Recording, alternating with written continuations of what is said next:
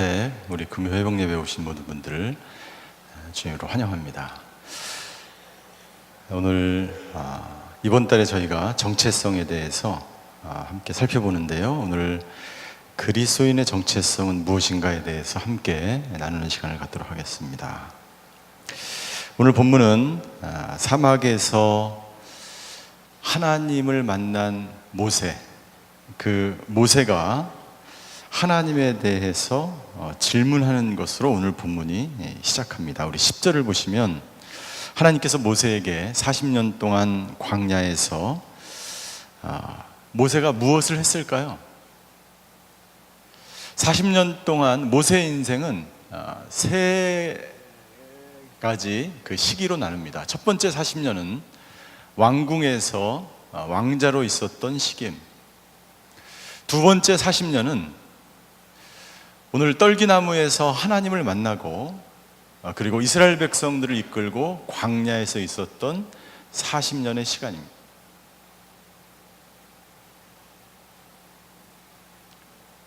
아니죠. 네.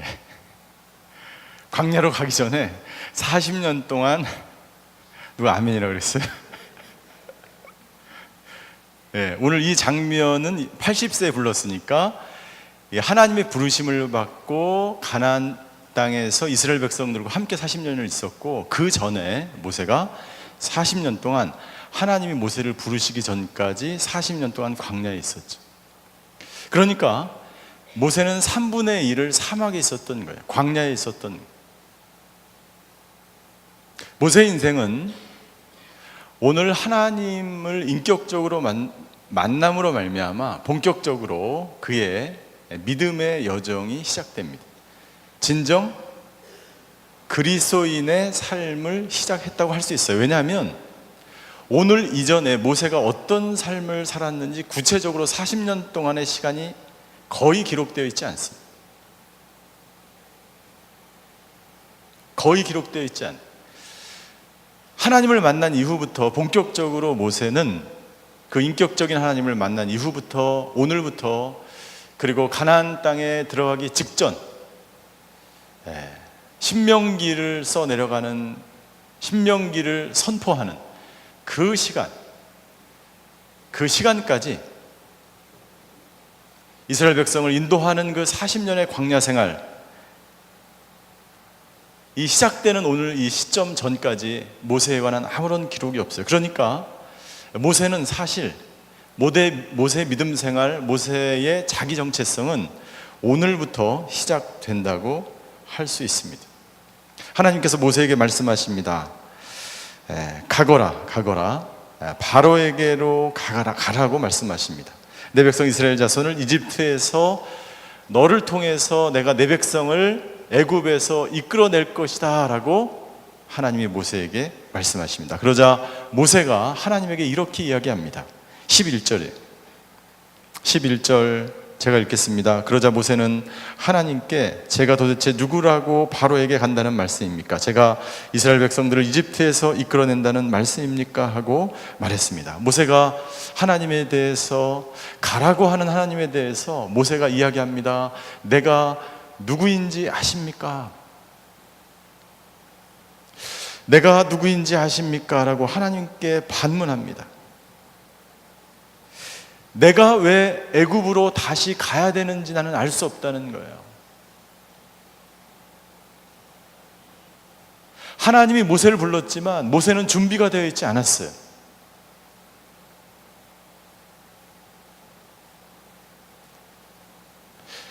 자기가 왜 이스라엘을 인도해서 이스라엘을 구원할 그러한 지도자가 돼야 하는지 알 수가 없었어요.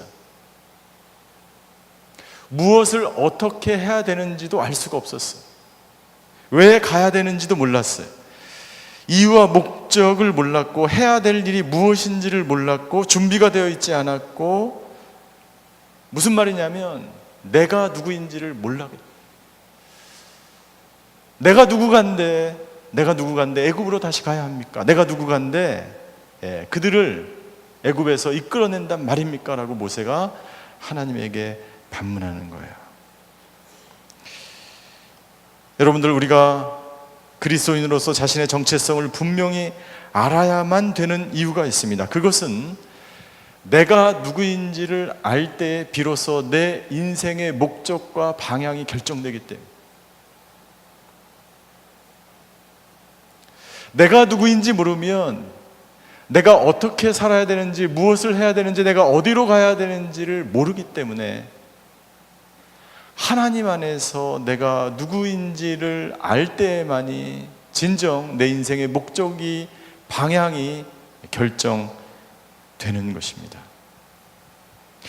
여러분들, 그리스도인들은 누굽니까? 저와 여러분들이 이 세상 속에서 살아가는 그리스도인들이에요. 이 세속 도시 속에서 살아가는 그리스도인들입니다. 우리 그리스도인들은 누구입니까? 여러분들, 예수님이 오신 이후에 교부 시대, 예수님이 오시고 나서 사도들에 의해서 하나님의 역사가 쓰여져 내려가고 그 이후에 교부들이 등장합니다. 그때부터 지금까지 사도행전에서 그리스도인이라는 이름이 불려져서 지금에 이르기까지 여러분들, 그리스도인들은 어떻게 불렸냐면, 그들은 하나님을 사랑하고 경외하는 족속들이다라고 불렀어. 그리고 또 다른 문서에 의하면 알렉산드리아의 크레멘스라고 하는 교부가 쓴 글에 보면 그리스도인들은 제3의 족속이다라고 불렸어요. 그리고 교회의 역사가인 유세비우스에 의하면 그리스도인들은 하나님을 두려워하고 경건한 사람들로 불려졌습니다. 이것이 오랫동안 내려왔던 그리스도인들의 정체성. 그러니까 지금도 마찬가지입니다. 여러분들, 저와 여러분들은 세상 사람들과 다른, 세상 속에 살지만 세상 사람들과 다른 제3의 족속으로 우리를 부릅니다. 그러니까 세상 사람들이 우리를 볼 때 이상한 사람으로 보는 것이 정상이에요. 세상 사람들이 볼 때 우리를 너와 내가 똑같다고 보면 그것은 우리가 그리스도인이 아니라는 증거입니다. 세상 사람들은 우리를 여전히 하나님을 두려워하고 경건한 백성이고 거룩한 백성이고 하나님을 사랑하는 사람들로 우리를 보아야 한다는 거예요. 그런데 지금 세상 사람들이 저와 여러분들을 그렇게 보고 있습니까? 이상한 사람들이라고 생각하고 있습니까? 경건하고 거룩한 사람들이라고 세상 사람들이 우리를 향하여, 교인들을 향하여, 성도들을 향하여, 교회를 향하여 거룩하다라고, 경건하다라고 말하고 있습니까? 만약 지금 그렇게 우리가 세상 사람들로 하여금 그렇게 불려지지 않는다면 우리는 그리스도인이 아니요, 사도행전에 있었던 그 거룩한 교회가 아닙니다.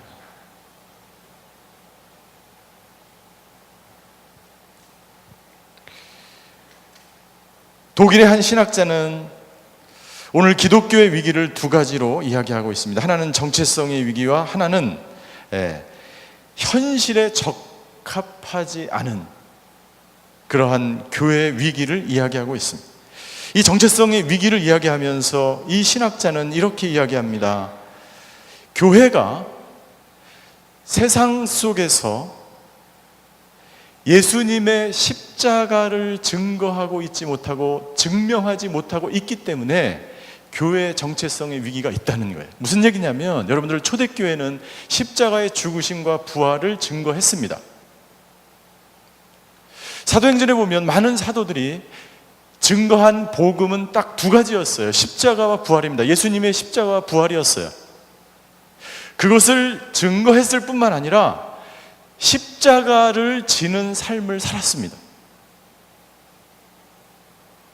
십자가에서 죽으신 예수님을, 복음을 증거했을 뿐만 아니라 자기의 삶을 통해서 십자가를 짊어지는 삶을 살았어요. 근데 현대의 위기는 뭐냐면, 십자가를 지고 싶지는 않고 십자가의 영광과 십자가의 축복만을 바라는 성도들이 교회가 됐다는 거예요. 그것이 교회 위기를 찾아왔다는 것입니다. 그렇기 때문에 교회는 더 이상 교회로서의 기능을 다하지 못하고 그리스도인들은 더 이상 그리스도인으로서의 기능을 다하지 못한다는 것입니다. 초대교회처럼 십자가의 그 복음을 전할 뿐만 아니라 십자가를 지는 삶을 살아가지 않기 때문이라는 것이죠.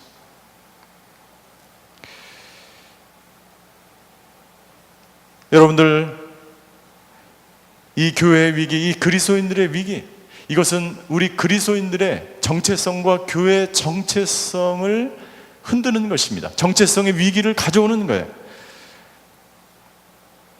이 세상 안에서 우리는 살아가고 있고 세상 속에 우리 교회는 존재하고 있습니다.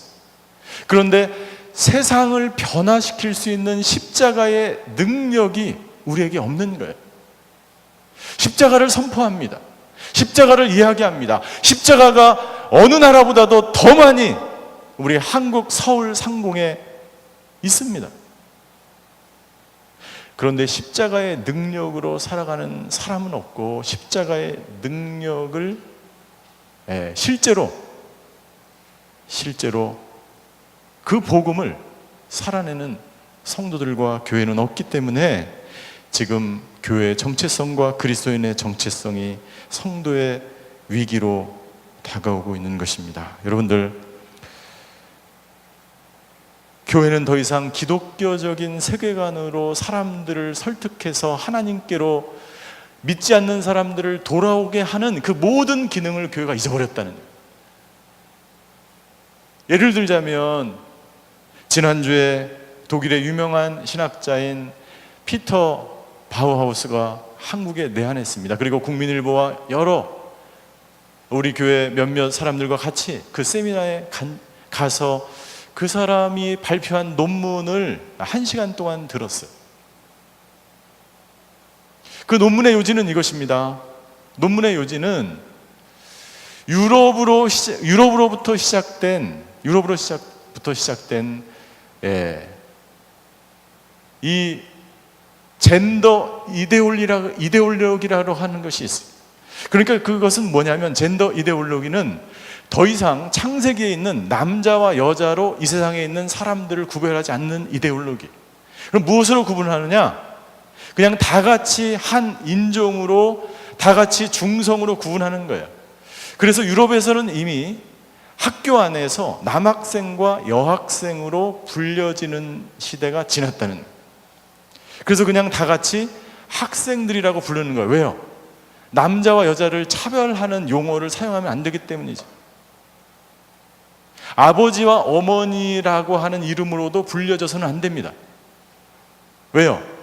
남자와 여자로 어머니와 아버지를 가르기 때문이죠. 그래서 어떻게 부르냐면 부모 1, 부모 2로 부르는 거예요. 부모 1, 부모 2. 그래서 앞으로 여러분들 내일 퀴어 축제가 있는데 만약에 한국에서도 차별 금지법이 통과되면 어떻게 됩니까? 교회 안에서 남자 안수집사, 여자 안수집사라는 용어가 사라질 거예요. 왜요? 남자, 여자라고 부르는 것 자체가 금지되기 때문이에요.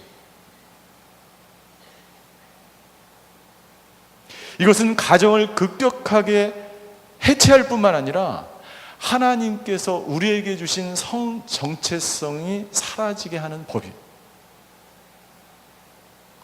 단순히 인권의 문제가 아니에요. 여러분들, 그 사람들 우리가 포용하고 사랑하고 구원받을 한 인간으로 우리는 사랑합니다. 환영해야 합니다. 그 사람들을 위해서 여러분들 올바른 복음을 증거해야 하고 그 사람들의 영혼을 불쌍하게 여겨야 돼요. 중요한 것은 뭐냐면 성 정체성이 성 이데올로기라는 이름으로 사라져간다는 것이 중요한 거예요. 가정이 해체된다는 것이 중요한 거예요. 더 중요한 것은 창세기에 하나님의 말씀하신 그 창조 원리가 사라지고 있다는 것입니다. 성 정체성의 혼란이 점점 현실화될 것입니다. 그것은 한국 사회뿐만 아니라 한국 교회로, 온누리 교회로 들어오게 될 것입니다. 여러분들, 심각한 정체성의 위기에 우리는 직면하고 있어요. 가장 심각한 것이 성 정체성. 왜요? 세속적이고 가장 세상적이고 가장 죄악적인 그것이 바로 성 정체성을 이용해서 사단이 교회를, 그리스도인들을 공격하기 때문이죠.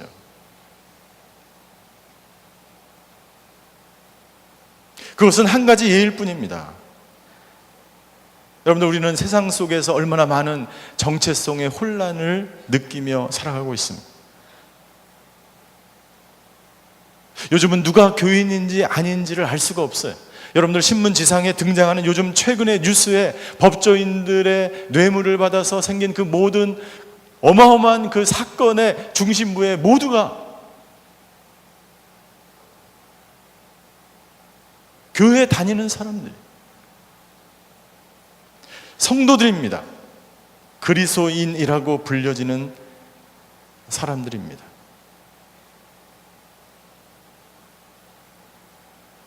여러분들, 우리가 세상과 다르지 않을 때, 교회가 더 이상 세상 단체와 다르지 않는다면 교회는 교회의 정체성을 상실하게 됩니다. 그리스도인들이 세상 사람들과 다르지 않을 때, 제3의 족속이라고 불려지지 않고 경건한 사람이라고 더 이상 불려지지 않을 때, 그리스도인들은 그 정체성을 잃어버리게 되는 거예요. 정체성이 사라지게 되는 거예요. 더 이상 그리스도인이라고 사람들은 부르지 않는 거예요. 여러분들, 그렇다면 우리는 어떻게 이 하나님께서 우리에게 허락하신 그리스도인의 정체성으로 살아갈 수 있을까요? 오늘 모세에게 나타나신, 모세에게 말씀하신 이 하나님의 말씀을 통해서 함께 살펴보는 시간을 갖도록 하겠습니다.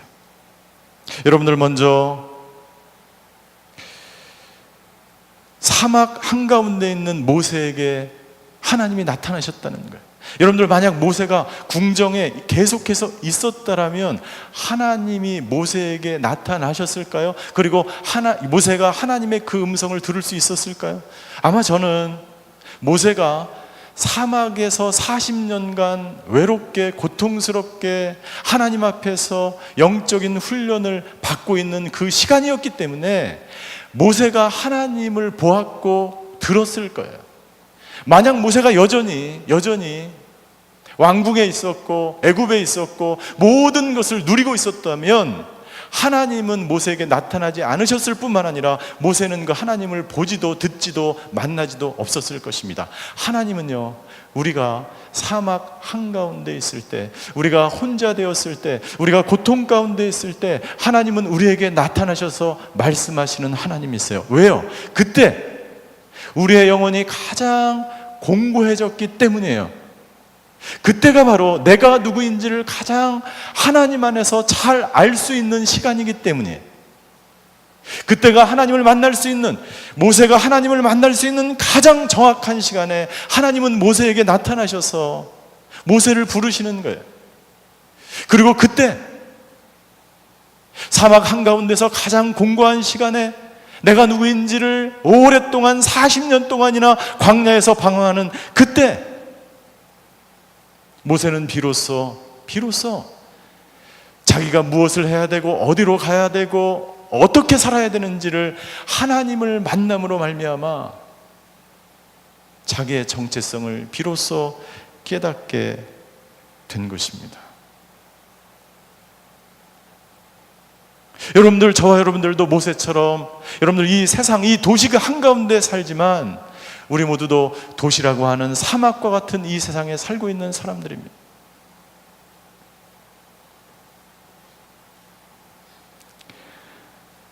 성경의 모든 믿음의 선진들이 사막에서 훈련을 받았어. 사막의 한가운데서 훈련을 받았어. 많은 교부들도 영성 훈련을 받기 위해서 일부러 사막으로 갑니다.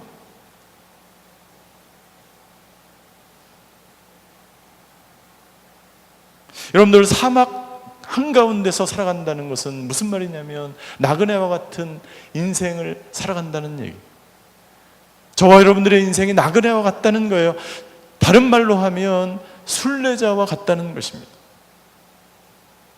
사막 한가운데 나그네와 같은 인생, 순례자와 같은 사람들은 어떤 삶을 살아야 되는가? 다른 말로 하면 그리스도인으로서 이 사막 한가운데 이 세속 도시에 살아갈 때 우리가 어떻게 살아야 하는가? 그때 나는 분명 내가 누구인지를 깨닫게 되는 거예요. 첫 번째, 우리는 떠나는 삶을 살아야 됩니다. 떠남의 영성으로 우리는 살아가야 합니다. 떠남의 영성. 여러분들, 모세는 갈 수 없다고 합니다. 자신이 애굽으로 다시 돌아가야 할 이유를 모르겠다고 합니다. 왜 가야 되는지를 알 수 없었습니다. 누구를 믿고 가야 될지도 몰랐고, 나는 이스라엘 자손들을, 백성들을 인도할 자격이 없다고 모세는 생각했어요. 더 나아가서 40년 동안 나는 이 자리가 너무나 좋았어요. 40년 동안 이 사막에 나는 너무나 익숙해져 있습니다. 40년 동안 내가 살아가는 방식과 내가 생각하는 방식과 내가 생각하는 가치관과 내가 했던 모든 습관들에 나는 익숙해져 있기 때문에 나는 떠날 수 없다고 생각합니다.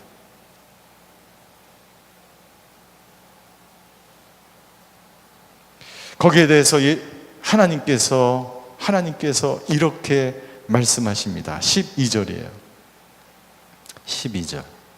오늘 여기 앉아 계신 분 중에 어디로 가야 될지 방향을 모르시는 분들, 그리고 내가 누구인지 모르시는 분들, 이 12절의 본문의 말씀을 읽고 하나님의 은혜가 임하게 되시게 되기를 주임으로 축원합니다. 우리 12절을 같이 한번 큰 소리로 같이 읽겠습니다. 시작.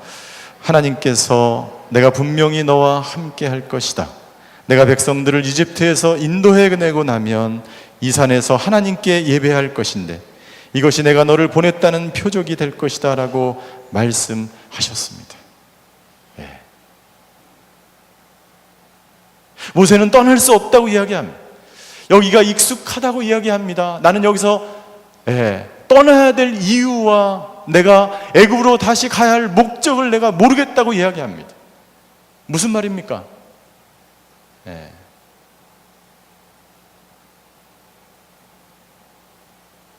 내가 가는 것이 두렵다는 이야기, 내가 떠나는 것이 두렵다는 얘기, 바로가 두렵다는 것입니다. 내가 다시 애굽으로 돌아가는 것이 두렵다는 이야기입니다. 거기에 대해서 하나님께서 말씀하십니다. 하나님께서 뭐라고 말씀하시면요, 이렇게 말씀하세요. 우리 12절을 다시 한번 보세요. 하나님께서 이렇게, 내가 분명히 너와 함께 할 것이다. 이 분명히의 밑줄을 그으세요. 이 분명히, 하나님이 분명히 말씀하세요. 하나님은 분명하신 분이세요. 하나님은 정확하신 분이세요. 하나님이 말씀하십니다. 분명히 너와 함께 할 것이다.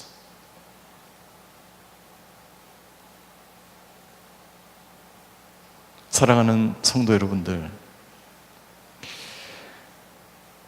떠날 때 비로소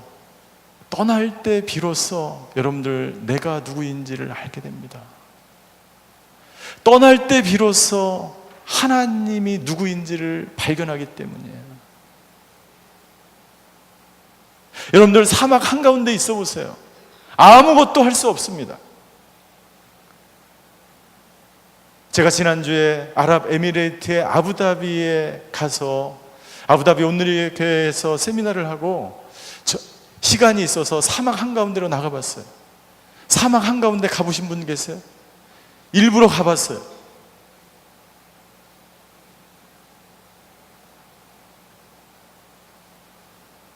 애굽에 있는 광야에도 가봤고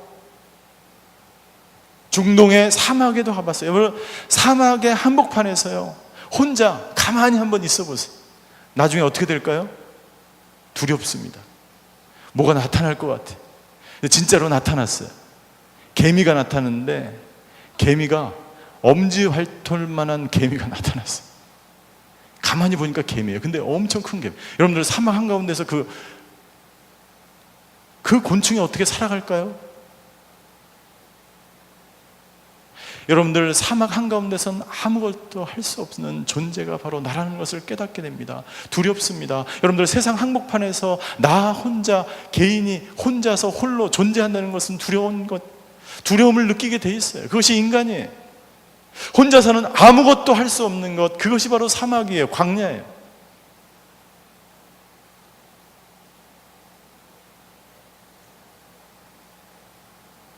하나님은 말씀하십니다. 모세야, 분명히 내가 너와 함께한다.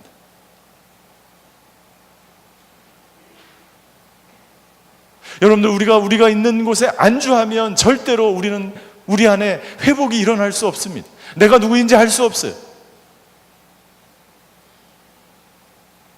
내가 하던 것 그대로 그곳에 365일 같은 시간, 같은 작업, 같은 생각으로 한 곳에 앉아 있으면 여러분들, 사람은 절대로 변화되지 않습니다. 그것에 익숙해지는 거예요. 익숙해지는 거예요.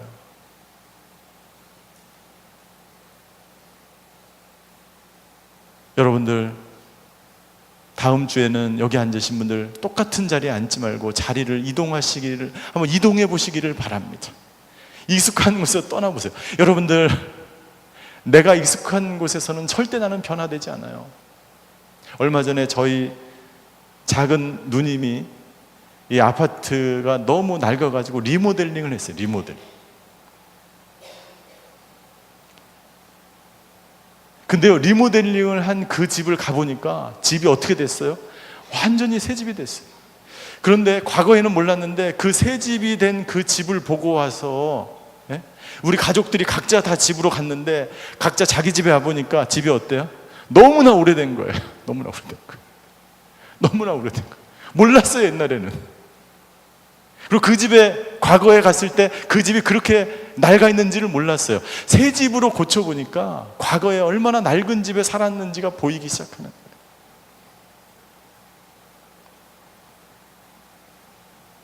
여러분들, 나를, 내 자신을 스스로 알기가 어렵습니다. 나는 내가 누구인지 알기가 참으로 어렵습니다. 내가 떠나보지 않은 이상. 여러분들, 장소적으로 떠나는 소리가 아니에요. 위치만 바꾸라는 소리가 아니에요. 내가 붙들고 내가 이것이 아니면 안 된다고 생각하는 그 모든 것, 하나님 외에 그 모든 것에서 떠나지 않는 이상 우리는 절대로 변화되지 않고 바뀌지 않고 회복될 수 없다는 거예요. 하나님이 모세에게 말씀하시는 떠나야만 하는 이 순간, 이 시간, 여러분들, 모세가 떠나지 않으면 모세는 향후 120세가 될 때까지 그 사막에서 그냥 살 거예요. 노인으로 살 거예요. 아무런 변화가 일어나지 않을 거예요. 아브라함이 본토 친척 아비집을 떠나 어떻게 떠날 수 있었습니까? 하나님의 말씀이 있었기 때문에 떠날 수 있었던 거예요. 여러분들, 그냥 떠나지 마시고 하나님이 말씀하실 때 떠나시기를 주임으로 축원합니다. 그냥 떠나면 안 돼요. 떠나라고? 알았어, 내가 떠나보지. 직업 바꿔보고 교회 바꿔보고 소그룹 한번 바꿔볼까? 여러분, 그런 것이 아니에요.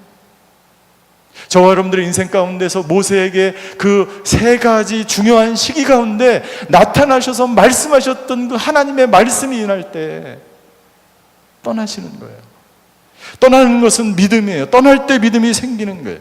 우리는 그냥 떠나지 않습니다. 하나님이 분명히 함께 하시겠다고 말씀하십니다. 그리고 여러분들, 내가 지시할 곳으로 떠나라고 말씀하십니다. 여러분들, 하나님을 만난 사람은 분명히 내가 어디로 가야 될지, 무엇을 해야 될지 정확하게 지시할 곳이 우리에게 생기는 거예요. 생기는 거예요.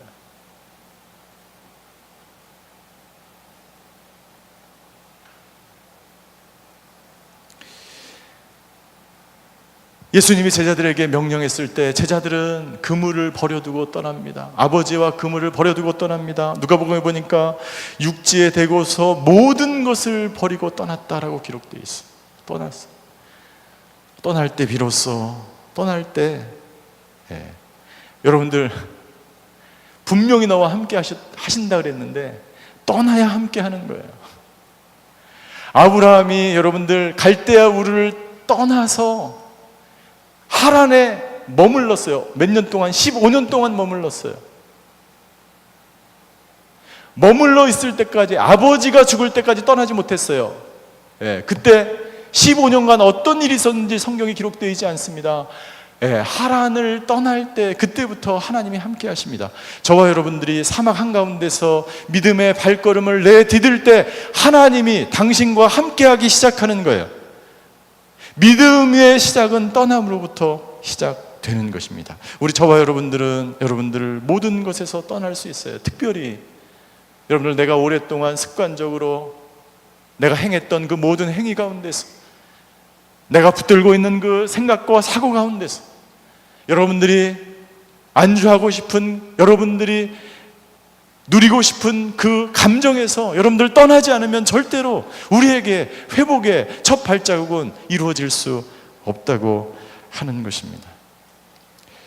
떠남을 통해서 우리는 영적인 훈련을 받을 수 있습니다. 떠남으로써 우리는 비로소 포기할 수 있습니다.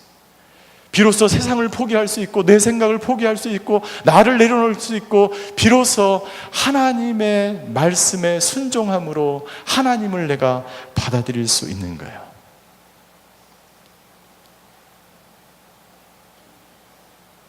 모세는 하나님께 질문합니다. 하나님께 질문해요. 내가 누구인지 아십니까? 나는 두려워서 절대로 갈 수 없는 존재입니다. 하나님이 말씀하십니다. 내가 너와 함께하리. 내가 분명히 말하지만 너와 함께할게. 그러자 두 번째 모세가 이야기합니다. 내가 이스라엘 백성들에게 가서 애굽을 떠나 하나님께서 명령하신 곳으로 가자라고 하면, 그렇게 이야기할 때 이스라엘 백성들이 너를 보낸 자가 누구냐라고 하면 내가 뭐라고 이야기해야 됩니까? 첫 번째 질문은 뭐냐면요, 내가 누구인지 모르겠습니다 라고 하는 질문이고, 두 번째 질문은 하나님이 누구인지 모른다고 하면, 백성들이 하나님이 누구인지 모른다고 하면 뭐라고 이야기해야 됩니까? 그때 하나님께서 모세에게 이렇게 말씀하십니다. 모세에게 14절 같이 읽겠습니다. 시작. 하나님께서 모세에게 말씀하셨습니다. 나는 스스로 있는 자다. 너는 이스라엘 백성들에게 말하여라. 스스로 있는 자가 나를 너희에게 보냈다라고 말이다.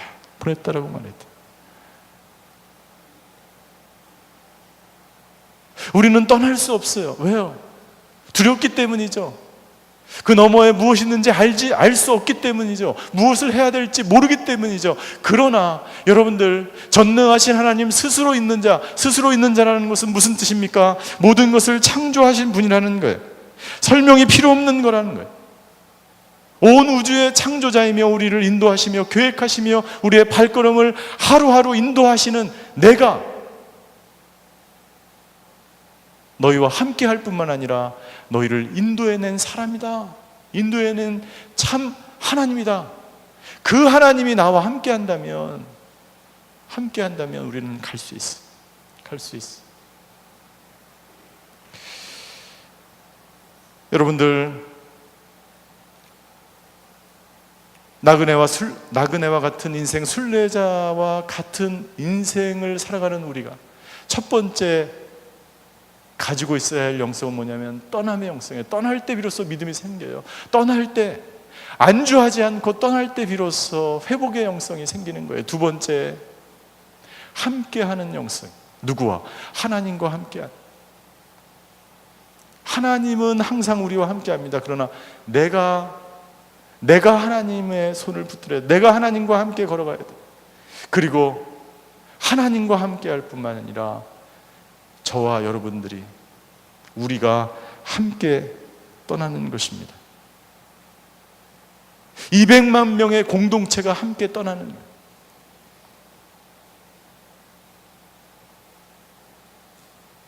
여러분들, 많은 사람들이 치유를 원합니다.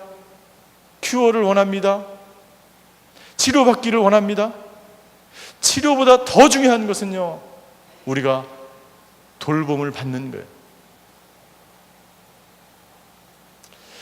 치유는 혼자서도 할 수 있어요. 8월 달에 내적 치유 학교가 있습니다. 가서 우리는 치유를 받을 수 있어요.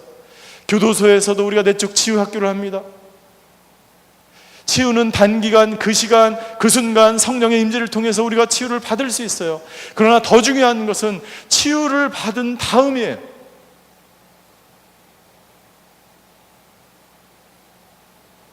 우리 모든 사람들에게 가장 중요한 것은 뭐냐면, 치유보다 더 중요한 것은 공동체이고 돌봄을 받는 거예요. 우리가 서로가 서로를 돌보고 강한 자와 약한 자가 서로를 돌볼 때 비로소 우리는 회복되기 시작하는 것입니다. 함께 하지 않으면 절대로 우리 안에 회복이 일어날 수 없어요. 치유는 될 수 있어요. 그러나 중요한 것은 회복이에요. 저희가 예배 후에 소그룹을 하는 이유가 거기에 있습니다. 저희가 한마음 공동체로 모이는 이유가 거기에 있습니다. 우리가 하트스쿨로, 우리가 프리덤으로 모이는 이유도 거기에 있어요.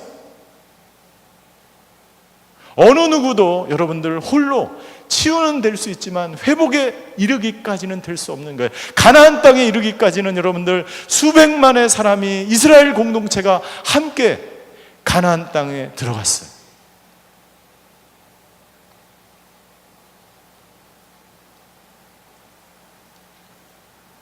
하나님께서는 말씀하십니다. 함께 가나안 땅으로 가자고 말씀하십니다.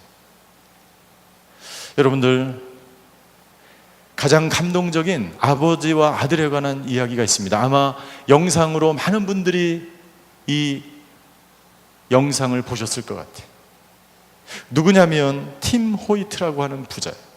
아버지와 아들입니다. 우리 사진을 한번 보여주시겠어요? 아마 사진을 보시면 알 거예요.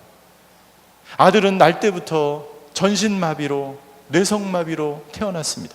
어느 것 하나 움직일 수 없습니다. 눈만 깜빡일 뿐이에요. 간신히 이야기할 뿐이에요.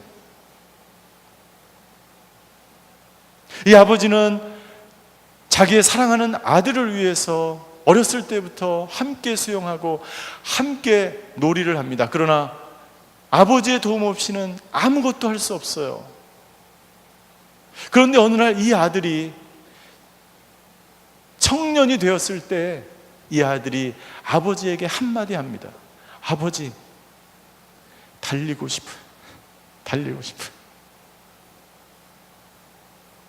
아버지가 이 한마디를 듣고 그때부터 이 아들과 함께 먼 여행을 떠납니다. 때로는 자전거로 달리기도 하고, 그 다음 슬라이드, 때로는 휠체어를 앞에다가 두 개의 자전거, 앞에는 휠체어 자전거고 뒤에는 자기 자전거를 타고 뒤에서 밀면서 이 아들을 달립니다. 때로는 수영을 하며 이 아이들을 자기 뒤에 고무보트에 싣고 수영을 하면서 이 아이들과 함께 이 달리고 싶다는 이 아이의 말을 듣고 이 한마디에 이 아버지가 이 아들을 데리고 달리기 시작해요.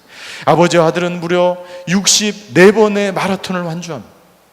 철인 3종 경기 6번을 완주하고 철인 3종 경기 단축 경기 206번을 완주합니다.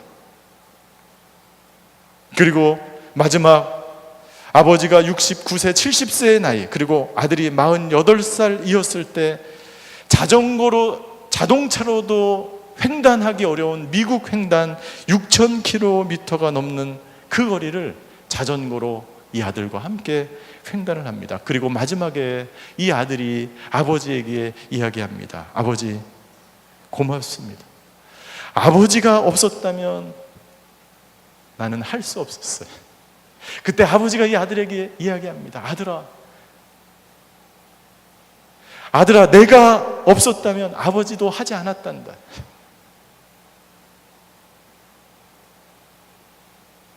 사랑하는 성도 여러분들, 애굽에서 이스라엘 백성들의 그 고통 소리를 하나님이 들으셨어요.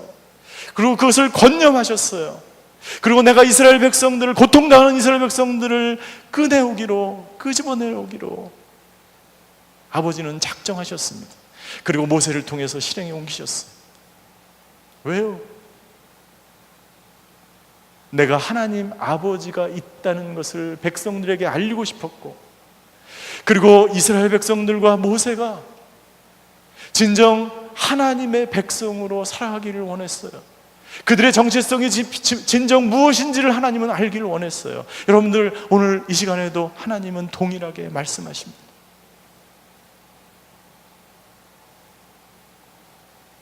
하나님 아버지가 저와 여러분들과 함께 한다면 여러분들, 우리가 어디를 가지를 못하겠습니까? 우리가 왜 떠나지 못하겠습니까? 그 하나님이 저와 여러분들과 함께 하신다면 여러분들 우리가 무엇을 하지 못하겠습니까? 그 하나님이 우리를 치유하실 뿐만 아니라 우리를 회복시키지 못하시겠습니까?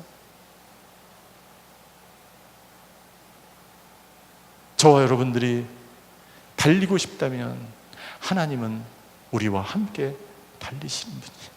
저와 여러분들이 그 자리를 들고 일어나, 그 고통의 자리를 들고 일어나 떠나고 싶다라고 원하면 하나님은 우리와 함께 그 회복의 여정을 출발하시는 하나님인 줄 믿습니다. 여러분들 나그네와 같은 이 인생 가운데 저와 여러분들이 익숙했던 그 모든 것들을 내려놓고 하나님이 원하시는 곳으로 떠나시기를 주임으로 축원합니다. 우리가 함께 출발하기를 원합니다. 하나님은 우리를 가나안 땅으로 인도하실 것입니다. 기도하시겠습니다.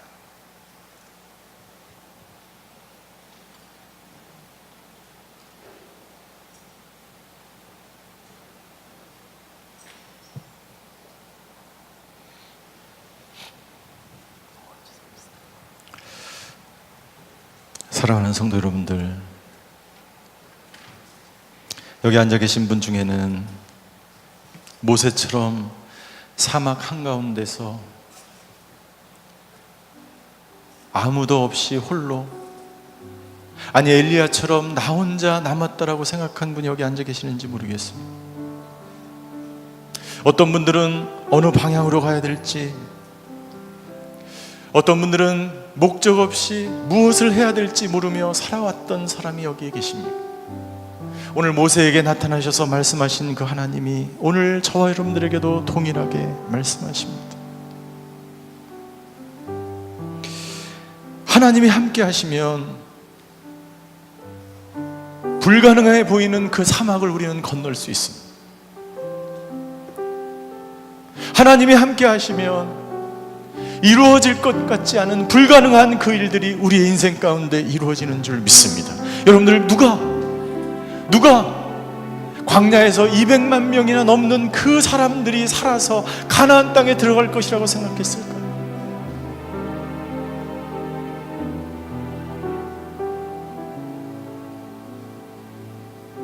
여러분들의 가족 공동체 안에 무슨 일이 벌어져 있습니까? 여러분들이 살고 있는 그 지역의 그 사막 같은 그 도시에 여러분들 어떤 사건을 여러분들은 경험하고 있습니까? 오늘 그 모든 사람들에게 하나님은 말씀하십니다. 나는 너와 함께한, 너를 그 사막에서 내가 건져낼 것이다. 내가 안주하던 곳, 내가 머물러 있던 곳, 내가 좌절하고 눈물의 골짜기를 지나는 그곳에서 내가 떠날 때에 그때 비로소 믿음이 시작되고 회복이 시작되고 하나님의 함께 하심이 시작될 것이라고 하나님이 말씀하십니다. 오늘 시간에 우리가 함께 기도하길 원합니다. 하나님, 오늘 모세에게 나타나셔서 말씀하셨던 그 하나님, 내가 그 하나님의 음성을 듣고 나의 모든 앉은 자리에서, 나의 아버지 하나님 주여 주저앉은 이 절망의 도시에서, 아버지 하나님 주여 내가 누구인지 모르는 이 삶과 이 상황과 이 고통 가운데서 일어나서 하나님께 달려가기를 원합니다. 오 주여, 그 능력의 하나님 나와 함께하여 주시옵소서. 회복의 믿음을 가지고 아버지 나와 함께 하시는 그 하나님을 붙들고 나아가오니 지금 이 시간 아버지 하나님 만나 주시옵소서. 우리 함께 통성으로 기도하며 하나님께 나아가시겠습니다. 함께 나오라 하나님을 의지하여 하나님으로 나아갑니다. 우리로 다섯 번 나아가서 모세에게 나타나셨던 그 하나님, 주님 오늘 아버지 하나님 주여 우리에게 나타나셔서 말씀하시고 또 하나님의 음성을 들으려 주시옵소서. 그 모든 아버지 하나님으로 사랑하면서 주님으로 주님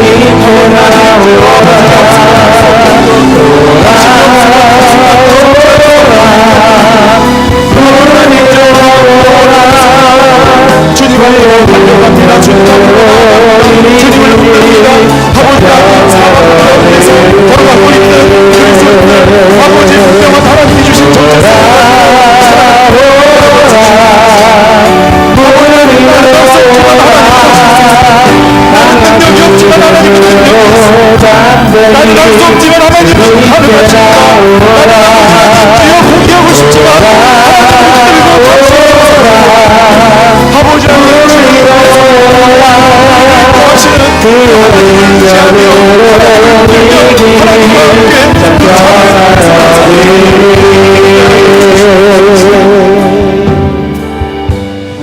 번째 기도할 때 이런 기도를 드렸으면 좋겠습니다. 여러분들 가운데 떠나지 못하는 것이 무엇입니까? 여러분들 포기하지 못하는 것이 무엇입니까? 내려놓지 못하는 것이 무엇입니까? 여러분들 왜 거기서 한주합니까? 왜 떠나지 못합니까? 그것이 좋기 때문이에요. 견딜만 하기 때문이에요. 절실하게 여러분들 하나님과 함께하지 않아도 당신은 살만하기 때문에 그곳에 안주하는 것 아닙니까? 하나님, 오늘 이 시간 우리가 두 번째 기도할 때 여러분들 떠나지 못하는 그 모든 것들, 붙들고 있는 것들, 내가 가장 인생에 있어서 소중하다고 생각하는 그것을 내려놓을 때 비로소 여러분들 믿음이 시작되고 회복이 시작되고 하나님의 함께 하심이 시작되는 것입니다.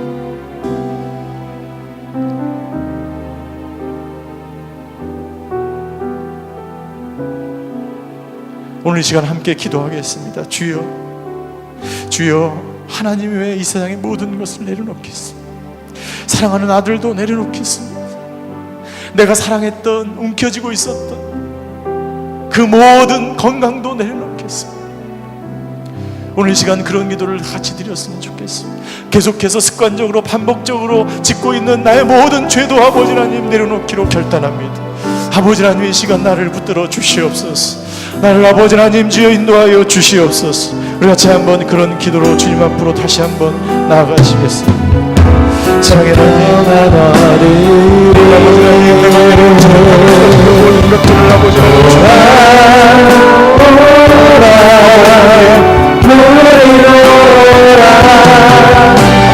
아버지를 떠나지 못하는 15년 동안이나 모세를 만나기까지 40년 동안 모세를 아버지 찾아내지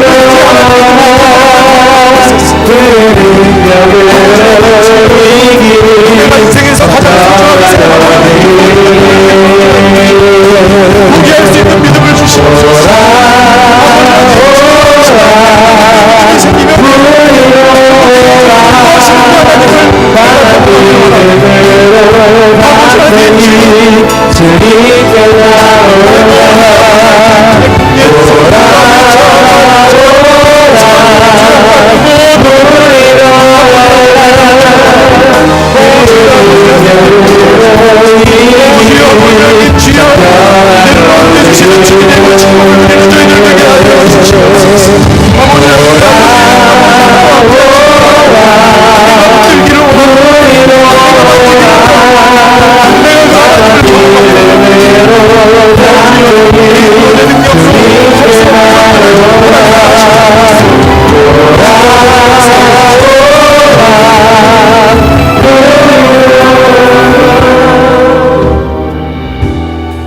오늘 시간에 각자 가슴에 손을 얹고 머리에 손을 얹고 같이 기도하기 원합니다.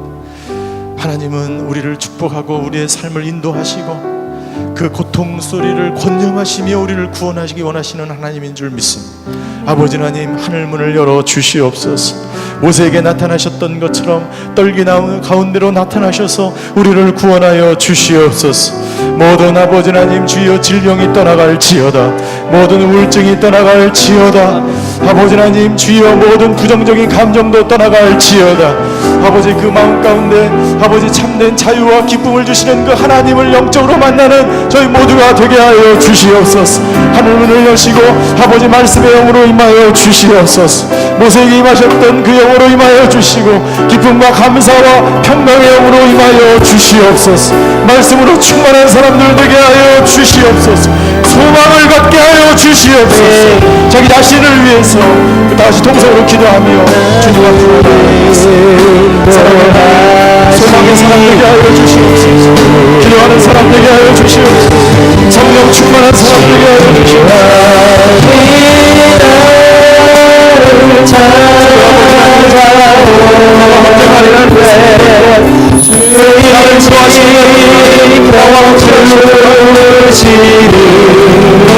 하나님의 능력에 하나님 안에서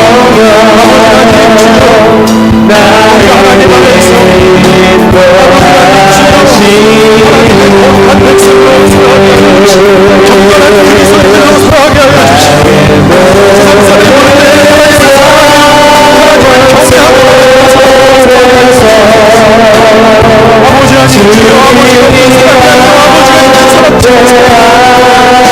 주님의 성령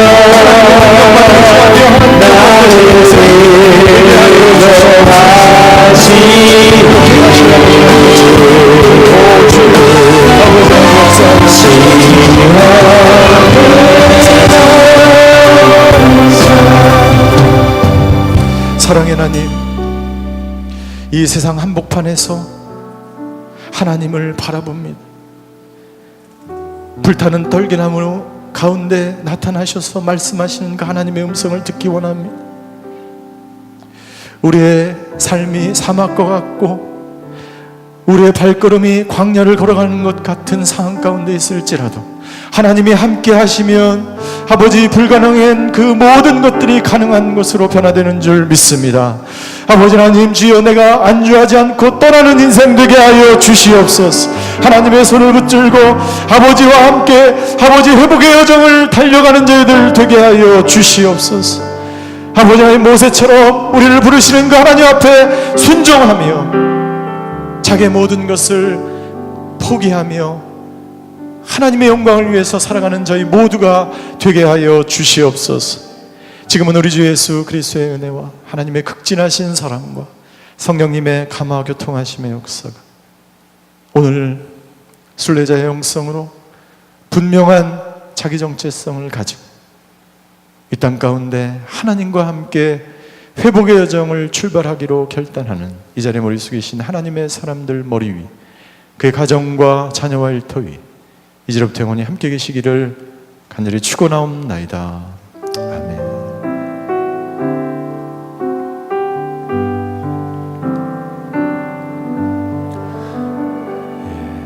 회복 예배를 마쳤습니다. 우리 일주일간 여러분들 하나님 안에서 분명한 그리스도인으로 하나님과 함께 승리의 삶을 살아가시는 저와 여러분들이 되시기를 주님으로 축원합니다.